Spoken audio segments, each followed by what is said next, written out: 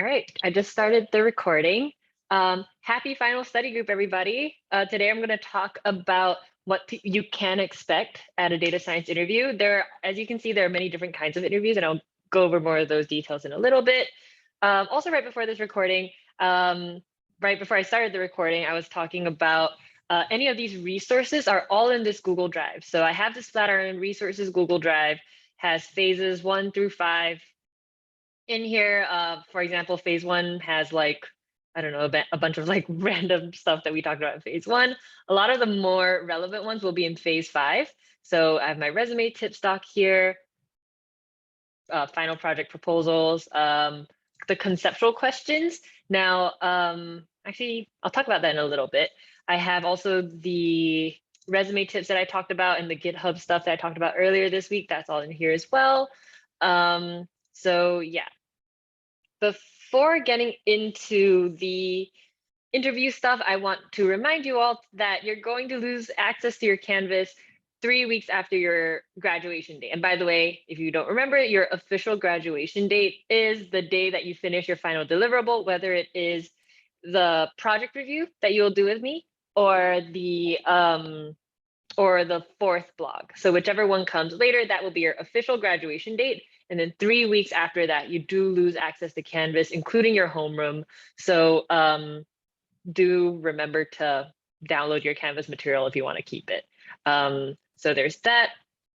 Also, since we're on that topic, start scheduling your reviews now. Because you have next week as well as the week after to get your review over and done with.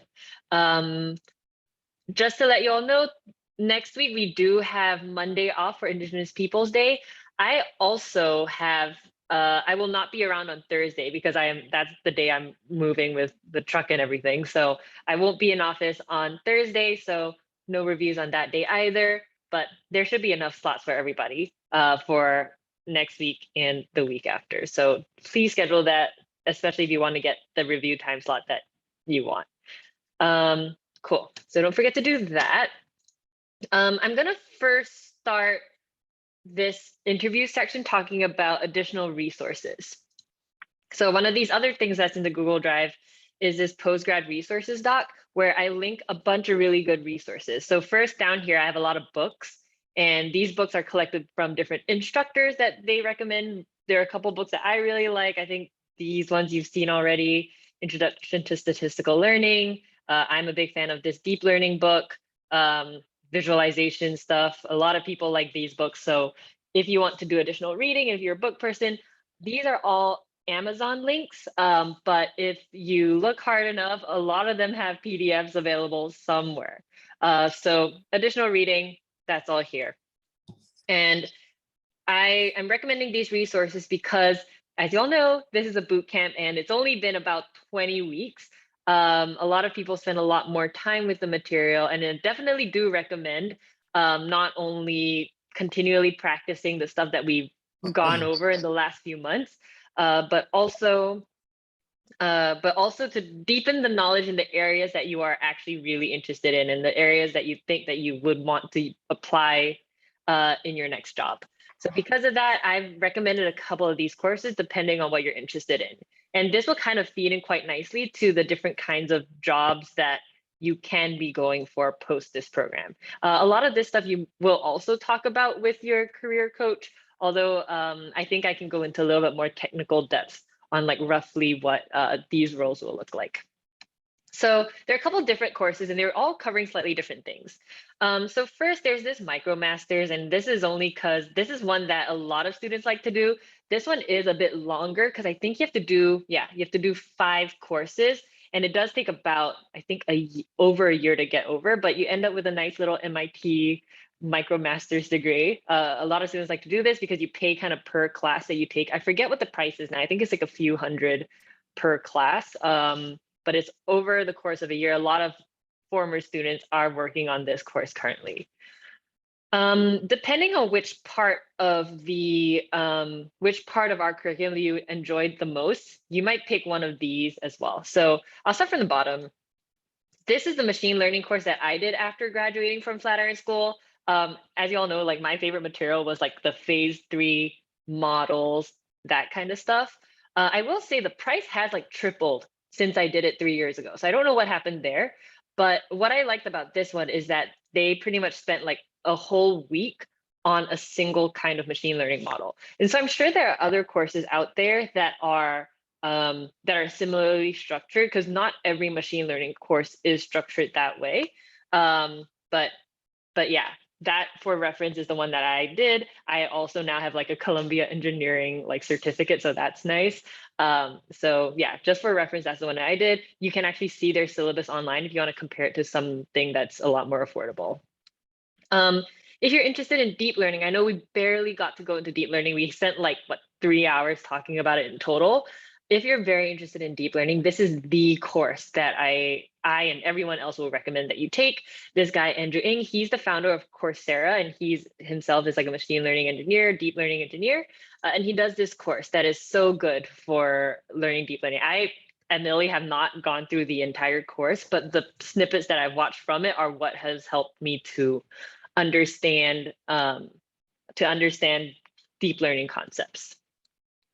Next, if you enjoy kind of more than machine learning, you enjoy just the process of coding, scripting, writing functions, pipelines, and things like that, one thing that you could look into is data engineering. It's not exactly the same as data science. It's a lot more code heavy versus analysis.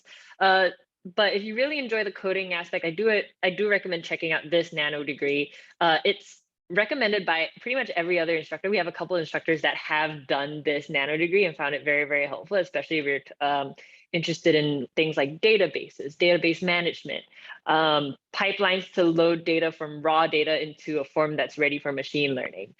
They also talk about things like Airflow, I can't even think off the top of my head right now, but they talk about other technologies outside of Python and Jupyter Notebook that will be very, very useful.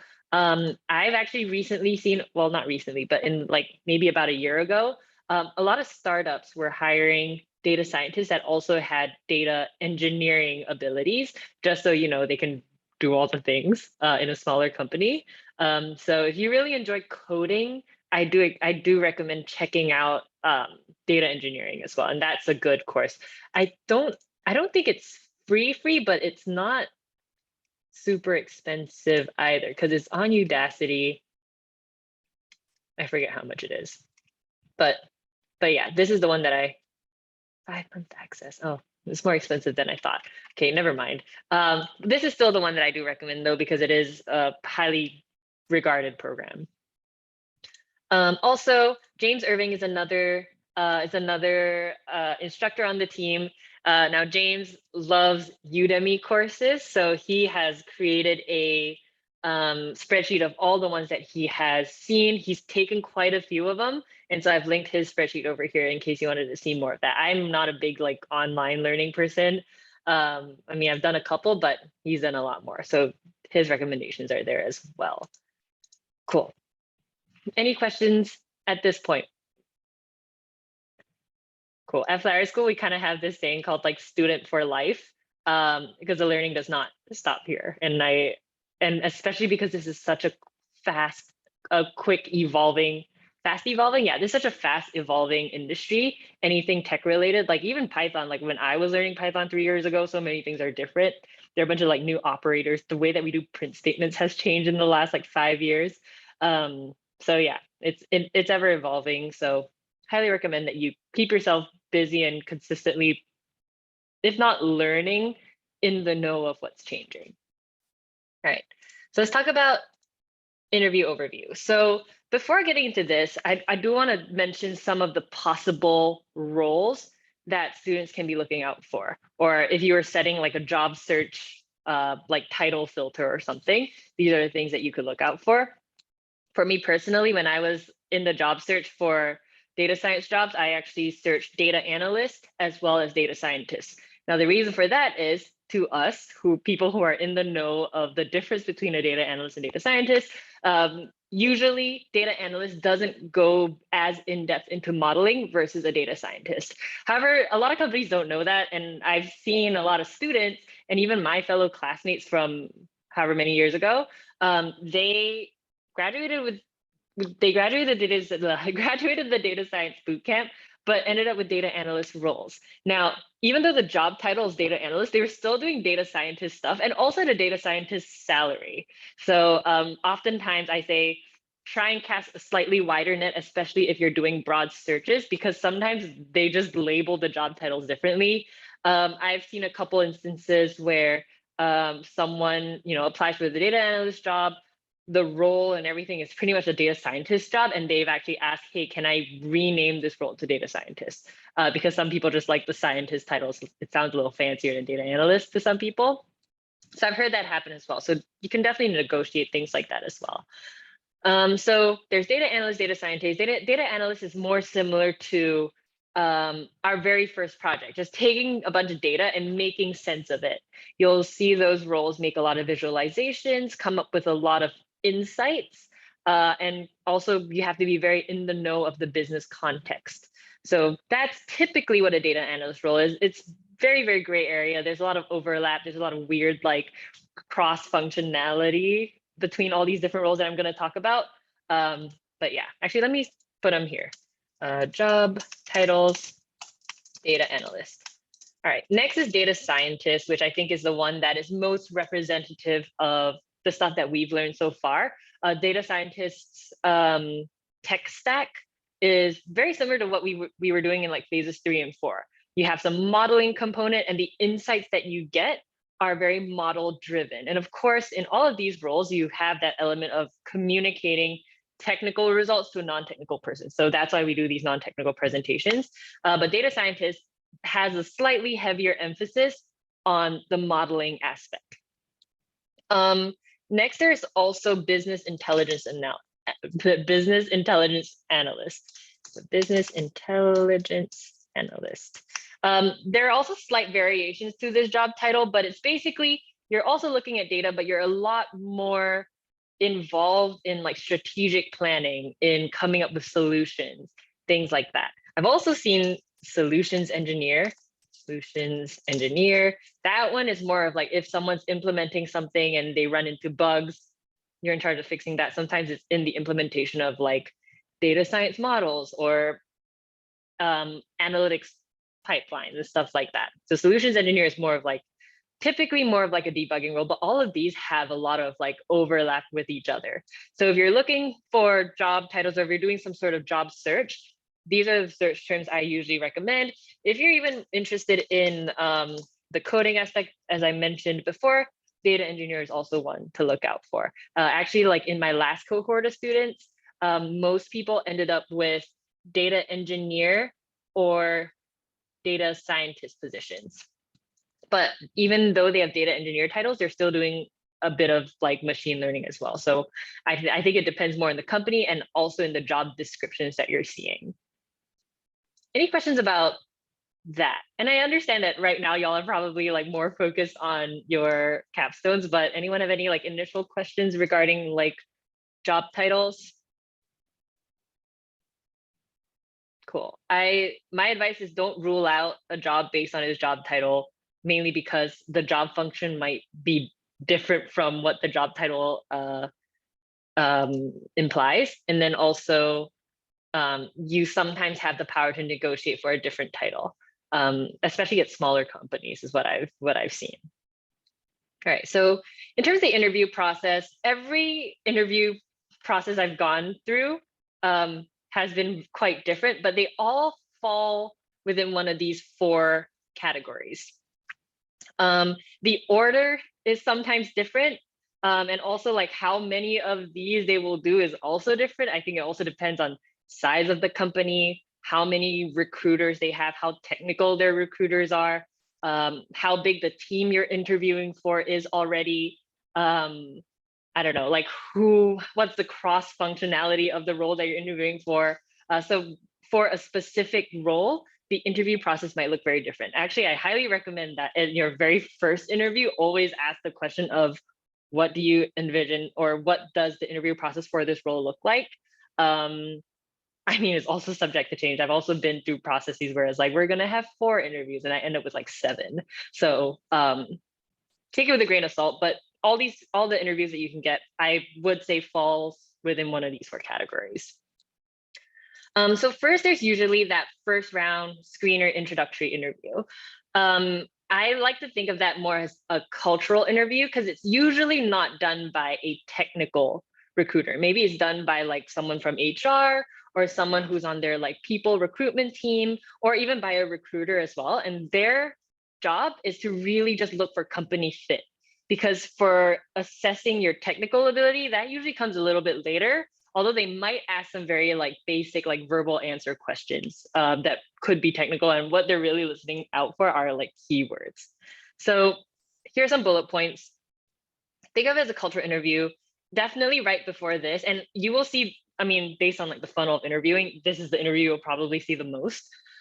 Definitely research the company and position so that you'll be able to ask meaningful questions to your interviewers. That is so important. I can't tell you, like, when I was like for a short period of time at the start of COVID doing a job search, I there were a couple interviews because I had like mass applied to a bunch, and there were a few that I was like, oh shoot, I forgot what your company does. Thank goodness it was all online and I could just look it up and scroll their website really quickly. But it's very important to be prepared. So definitely do that. Research the company. Always have the job description open or somewhere, or read it before this interview, just so you show that you are, just preparation. Meaningful questions to ask. I think one of my favorite questions, and from recruiters, I know a few recruiters, and the questions that they like to hear are like, what kind of problems is the company looking to solve? This can be of many different scopes, again, depending on the company itself. But you can ask this is like, all right, well, this specific role, what problem is it tied to? And how does this problem, help with the greater mission of the company, for example? Or what is the company's like mission statement or overall goal? That I think can really give you a sense of the company's purpose, I guess. So I like to ask that question. For this, because it's very much like a cultural interview, try to align yourself with the company culture. I mean, you don't change who you are. I mean, definitely be yourself, but you want to highlight the parts of you that you think will really match with the company's like vibe. So for this, I actually found it really, really helpful to like go on their website. You can kind of get a sense of what kind of company they are based on like the tone of how they're like writing up their descriptions. Sometimes you have like little bio pages of team members or like management on there, and you can sort of see by their tone of writing what kind of vibe they're looking for. Sometimes you want like, serious people versus like people who are more chill and they like bring dogs to the office and stuff like that. So you can find it via their website or via their social media as well. So I found like a few companies' Twitter pages, and just seeing like what kind of things they're retweeting and what kind of stuff they're resharing, you can get a lot of information about like what they are, about what they're about. There's actually been a couple times where I've found like the pages of the people that I know are going to interview me. Not necessarily for the first interview, but for later interviews as well. If I find like their LinkedIn or their Twitter pages, a lot of people that are high up in tech have Twitter pages. I don't, but they're like posting about the things that they are passionate about, and those are always good things to bring up during an interview because you want them to like you, basically. So yeah, try and find out as much as you can about them. Companies, social media, their LinkedIn pages is a good place to look. If you just look up the news on companies, sometimes you can find out pretty interesting things to talk about. One time I was actually interviewing for Bloomberg. This was like 2 years ago. I was interviewing from Bloomberg, got like, I think second or third round interview there. And it happened to be during the time where Michael Bloomberg put in his bid to run for president. And that was really fun to talk about with like all of the people who were interviewing me. So current events, things that are going on in their company, because they probably want to talk about it too. I think that's fun to talk about. I got very lucky in that situation, I guess. The question that you should always prepare, and I believe during your career coaching, they'll have you do something like this too. You should prepare like a bunch of bullet points on like, tell me about yourself. Because that's usually one of the first questions that people ask, not even just in the first round interview, but maybe later, like every time when you make your way through down the interview funnel, you're going to be interviewing with a different person, very likely. You have to tell them about yourself. That's probably going to be the first thing that they ask. So prepare something that is I think, interesting, and also definitely bring up the fact that you went through this boot camp, or any past experience that you think might be relevant. I think I'll talk about that in a little bit, but yeah, prepare, like, I think for your career coaching, they'll have you actually do like a short, like 1-minute elevator pitch of yourself. So be prepared to do that. At this point, prepare to study for the conceptual questions. So earlier when I said that sometimes these recruiters at the first round interviews, they will ask you these technical questions. And in my experience, and also what I've heard from other people, the folks who are asking these questions don't necessarily know what they're asking about, but rather they've been sort of trained to listen out for keywords. So for example, if the question was, how does a random forest work? Maybe their keywords are listening out for like, oh, ensemble method, aggregating trees, things like that. So you want to make sure that you have the terminology down. So because of that, prepare to start study for these conceptual questions. Another question that pretty much comes out in every interview I've had is, tell me about one of your projects or something that you are working on. I think naturally a lot of people will start talking about their capstone projects or a project that went really, really smoothly. I was doing that for a good amount of time as well, just because I really enjoyed my capstone project and I thought that the algorithms that I was using were really interesting. However, I actually found that it gets more conversation going when I talk about a project that didn't go as well. So in my example, for my phase 4, I actually did the neural network project, and I did it on, I think I might have like flashed it at some point, but I was like classifying paintings into different art styles. And at that point, I was not the best student, so I didn't really know what I was doing. And I did talk about that process. I do talk about that process whenever I bring up that project. I talk about the fact that, all right, I started by implementing code because that's kind of the nature of a boot camp. A lot of information was coming in. However, it's kind of like a backward process of like figuring things out. And in talking about that, I talk about how I learned so much from, all these error messages and all this like additional research that I have to do because I implemented things incorrectly, so on and so forth. And through that, they get the sense of, oh, quick learner, maybe, the fact that you can problem solve on your own, stuff like that.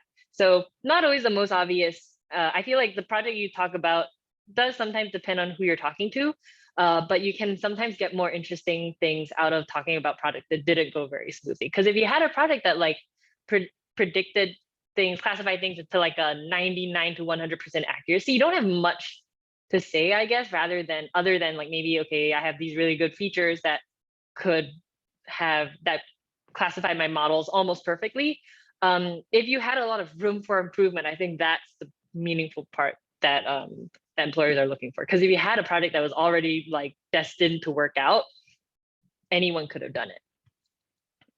Cool. So yeah, prepare more than one story that showcases your abilities, either technical or perhaps something that highlights yourself to be a worthwhile team member. So I know, like, I think everyone in this call has been paired up in like a pair project or in like a trio project. So talk about that if you feel like you have something worthwhile to talk about. It also kind of depends, right? Like if it depends on the role, if it's more of a collaborative role versus one that they expect you to be independent. So this is why you got to do your job research. Any questions on this? Typically, this takes the form of like a 15 to 30 minute like phone call or Zoom call.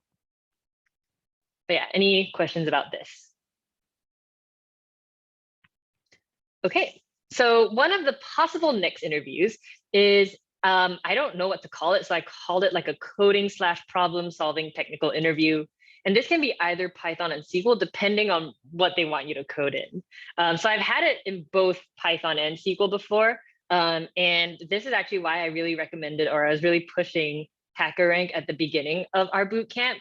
So a lot of the technical interviews I got about like a year and a half ago, at this point, we're actually on HackerRank. So because I did a lot of HackerRank when I was a student and when I was like freshly graduated, a lot of the questions, not a lot, but like maybe half of the questions I had already seen before, and I could do those very quickly.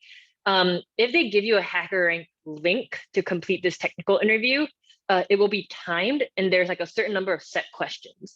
So this can come in different forms. I know there's a couple companies that I did that gave me like, I think like 90 minutes to do, I think like 4 to 6 questions. And I've even had it such as like 3 Python, 3 SQL questions. I've had that before. I've had ones that were like 4 Python questions, things like that. If it's on HackerRank, they don't let you Google, so that sucks. But there have been other ones that I have been able to Google. So yeah, this is what I was talking about before. It can be a time test URL, and there's no one on the other, there's like no one watching you. They just want you to submit. And I think HackerRank does its own like backend like analytics of how you did. But yeah, they give you a link with a couple of questions to solve within a time limit. For this, I just like locked myself in a room and just like solved these questions, and then I was done. More commonly, especially for my more recent interviews, it would be live coding or pair programming with someone else, likely with an engineer that works for the company. So this is really interesting. Imagine you have like a Google Doc, something like this, but for like Python or SQL as well. And then someone who's an engineer, not necessarily a recruiter, but someone who's just a fellow coder at the company, will kind of sit with you and talk you through a couple questions. And these questions, I've seen a variety. I've seen like really easy ones where like, oh, can you do a for loop? And like, yeah, sure, I can do a for loop. And I just do that. I've also seen these like unsolvable questions, and those are a little bit annoying, but they're also kind of fun to talk through. So I've gotten a few where it's like, I don't know, if you have like 20 people's schedules and like a set number of meeting rooms, what's the best way to allocate meetings, stuff like that. And I really have to like sit there and think about, but really the goal there is not to just solve the problem, but it's for them to see how you think and how you solve the problem. So things that I've learned from doing these interviews, let me see. Yeah, so syntax is not as important, but again, it's more to judge your problem solving processes. You should likely will be able to Google, usually in these situations, if there's like a specific method that I know I want to use. Like for example, the sort function. I always forget the syntax of the sort function. And so I always say like, all right, I know that Python has a built-in sort function, but I forget exactly what the arguments are. And they're fine. They're like, yeah, just pseudo-code it, or yeah, Google it real quick. And for this, my advice is put as many comments as you can. Before you even begin like the coding process, I like to break the problem down into steps and literally like write it in comments. One, it helps your interviewers see the steps that are in your head. And also it's very stressful live coding in front of people. And if you don't type everything out as you're thinking of it, you might forget. I think that's happened to me a bunch of times. So just documenting things as much as possible during these like live coding sessions, that is my recommendation. Also, a little trick that I learned from all of my interviewing is if the problem needs you to store data to be looked up, I feel like for Python, instinctively, we want to like just append it to a list, or like, yeah, I think instinctively it's to append it to a list.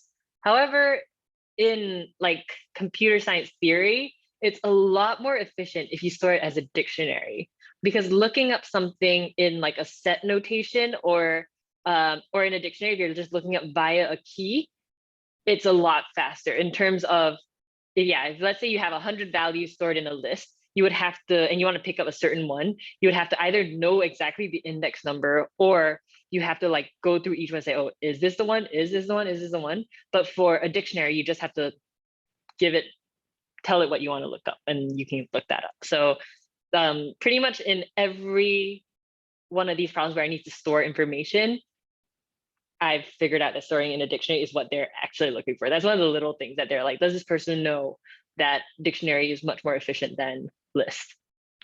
So yeah, these honestly are very, very stressful. The first time you do it, the first few times I did it were awful, because I just like freaked out and I didn't document anything. And I was like, oh shit, I don't know how to solve this right off the get-go. But yeah, you can sort of get used to it. I think what's important to know also that was helpful for me to know is the person on the other side of the call is also a fellow coder, and you can just be like chill with them. You don't have to be like extra formal or anything. Okay, any questions about this part? Is using libraries frowned upon? So if they asked you to do like a dictionary classification and you ended up importing pandas? I think that's something that you should clarify at the start. Typically, the problems that they ask don't require any library. So they're very similar to the questions that are already on HackerRank that don't need any library. So it's really just like is like base Python manipulation. So things like messing around with dictionaries or like lists of lists and like different kinds of arrays. So I've seen a couple NumPy instances, but I've actually never had one where I had to work with data frames. Yeah, I can't recall one that I had to use data frame in this kind of coding exercise. Thank you. You're welcome. So for this, definitely practice HackerRank. If you are going for more like engineering heavy roles, LeetCode actually has more questions that are related to like optimization. And those are hard. I think like picking those kinds of questions up as a data scientist is harder because they go into more like software engineering concepts. But they have LeetCode has a few like what's the word, like they kind of like progressive, so they start easy and then they get harder. So for a little while I was doing LeetCode, but I think HackerRank does suffice. Okay. So next, take-home interview. So this actually in the age of COVID has become more and more popular. Take-home interview, and it's either timed or you're given a due date. So what I mean by that is these are case studies or like short exercises. And by timed, usually they like email you the assignment at a certain time. They're like, email it back to us before this time. Or I've also had bigger projects that are like, okay, you have until next week and just like bring it back to us. So it's usually in the form of a case study where you're presented with some sort of business problem. And the idea here is to use whatever data science tools that you have in your toolkit to best tackle the problem. And so usually here, they don't really care like specifically what libraries you use. So Dimitri was asking about libraries earlier. In this one, they don't really care what you use unless they tell you specifically don't use a library, which I've never seen before. But yeah, I've seen it done in a couple ways. So the ones that I did more of were pseudo-coded. So they don't actually want me to execute code. They don't want me to produce like actual accuracy results or anything. But they just want to see like an action plan or like list out your list of steps of what kind of data you would ideally like and how you would go about this analysis and what would the results look like and how you plan on interpreting your results, or what are the metrics that you're going to be focusing on. So I've had a bunch that I actually didn't have to code anything, but I had to like look and read up on a bunch of their documents and try and like familiarize myself with their problem, put myself in their shoes and try and figure out, okay, how can I best value add to the problem that they're trying to solve. After this, I have a private drive that I'll like send out to the Slack channel that has a bunch of examples of interviews. Okay, so in this, what I found that people are looking for, or the things that I've like noticed that people's like, oh, good that you thought about that, are like kind of caveats and edge cases. So don't always take the data or take the information that they're giving you for granted. It is a data scientist's job to like question why is it like this, or like, are we considering this in the right way? So think of caveats and edge cases to account for. So there's that. And then on the other hand, I have seen coded examples, like examples that they actually want you to submit a Jupyter notebook. I've actually seen examples where it's pretty much exactly like a phase project. I had a former student interview for like a data position at WeWork, and they actually had gave them a bunch of data and was like, prepare a non-technical presentation and be prepared to walk through your code at our interview. And so they did something like that as well. Pretty much a phase project where it was doing like classification. Sorry, not regression. They needed to predict some, I don't know, some metrics about something. So could be like that as well. Usually those projects you have a little bit more time versus a case study. The case studies are usually like, I guess depending on what it is and depending on the company as well. There have been a few that are like, okay, about 4 hours, and just email them back. And then they'll probably set up like another time where you talk through what it is that you did, because they're probably not going to read it on their own anyways. Cool. Any questions about this take-home interview? I'll send out a couple examples. I think I have an example from like, I think I have one from Microsoft and I have one from like some other company. Yeah, I'll send those out. just in case you all wanted to see what those could look like. All right. The last kind of interview, these ones are like kind of random. These are usually with the people that you will be working with. So either your like technical manager or other engineers that are on the same team. And these are like Q&A style technical interviews. And I like to think of those as this is the time where they want to see if you're really a good fit for the team, and also whether you're able to do what they want you to do, or whether you'll be able to pick up what they want you to do. And during this time, I feel like is very, very good to highlight that you went through a boot camp, is that you learned how to do what you know how to do now in such a fast-paced environment, because it really does show that you're a fast learner. A lot of people in like traditional education take like at least a couple years to get to this point, but because we're like, okay, you got to do these projects right away, you learn how to code in literally like 4 or 5 months. So I think that's very, very important to highlight, and it's like something that you should not overlook. So likely with the people you'll be working with, I've done a bunch of these with like to-be team members.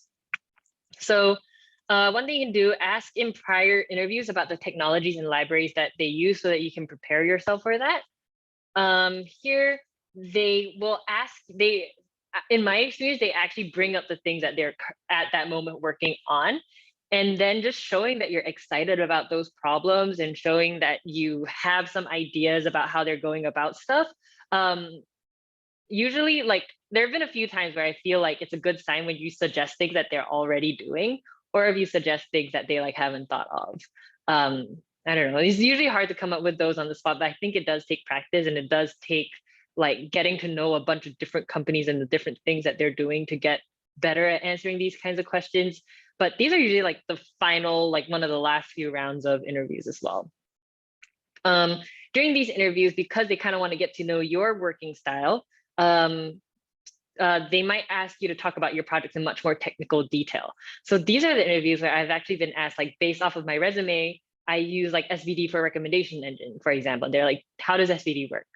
Do you understand the thing that you were just model.fit on your project?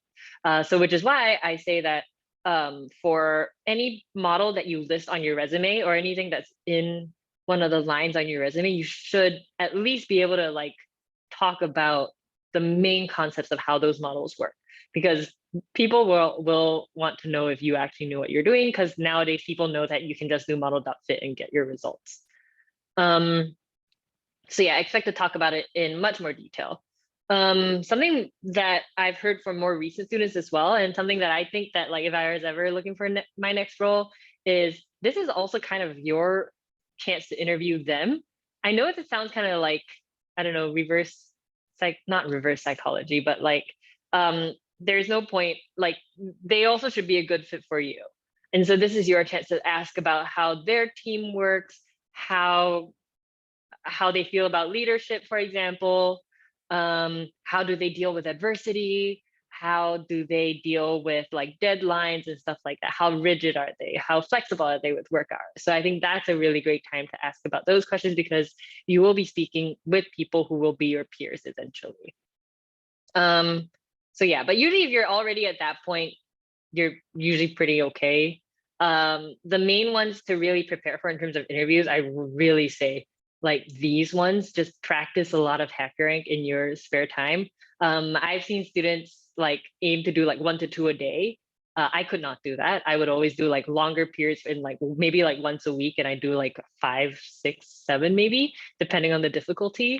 And then also for these, I highly recommend just like giving yourself bullet points.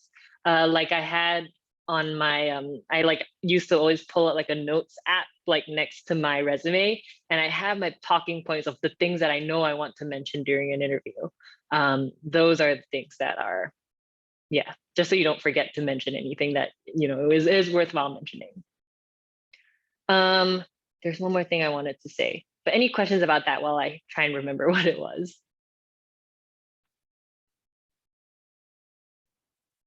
Right, okay. So as you all, I think I've mentioned a couple of times that like on the side of doing my Flatiron job, I do a bunch of contract work. If y'all are interested in contract work, my advice is, and also the places where I've had the most success in contract work, and pretty much the only place where I've gotten my contract work is actually off of LinkedIn.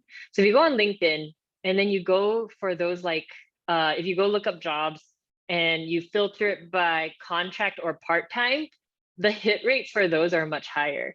I think it's really helpful, especially in like your early days of being in the tech field, to just get some experience. So there's that. I've also heard a lot of my peers get contract or very short-term projects off of Fiverr or Upwork. I think Upwork is the one, not Fiverr. Fiverr is the one that you do random tasks. But Fiverr has some as well, I've heard. But Upwork is a site where a bunch of my friends and former students have found like mini projects, like maybe like a couple of weeks long, to work on for someone else. So maybe like someone just wants to create visualizations off of their data. You can just quickly do that for them. Create dashboards, do quick analysis, stuff like that. So if you're looking for like contract work, a lot of them you get paid a little bit, and it does serve as really good experience, so that you can say that, yeah, I've actually done this like for real life, for like a real life thing. It's good to talk about in future interviews as well. So especially when you're in between graduation and looking for a job, I do recommend doing some of that. I will say that after I graduated, I did a bunch of that for free. I was lucky because Flatiron School used to be in a WeWork. So I used to just like go to these like WeWork like social hours and just talk to people, and it's like, hey, I just graduated this program. Do you want like a dashboard? And I would do that for them for free. So I think that's something that really helped me as well. Just seeing what data out there really looks like versus like Kaggle data sets versus, you know, the data sets that we provide as well. So I think those experiences, I think, really like propelled my learning. But yeah, there's a lot to do after graduation. But yeah, wrap up your capstone project first. I'm more than happy to talk about any of this afterwards. By the way, I mentioned also like happy to keep doing one-on-ones with you all until, let's say, like November. So some of these one-on-ones can definitely also be mock technical interviews. So if you would like one of those, let me know. More than happy to do them for you all as well. But yeah, any questions at this point related to interviews? And I'll stop this recording. All right.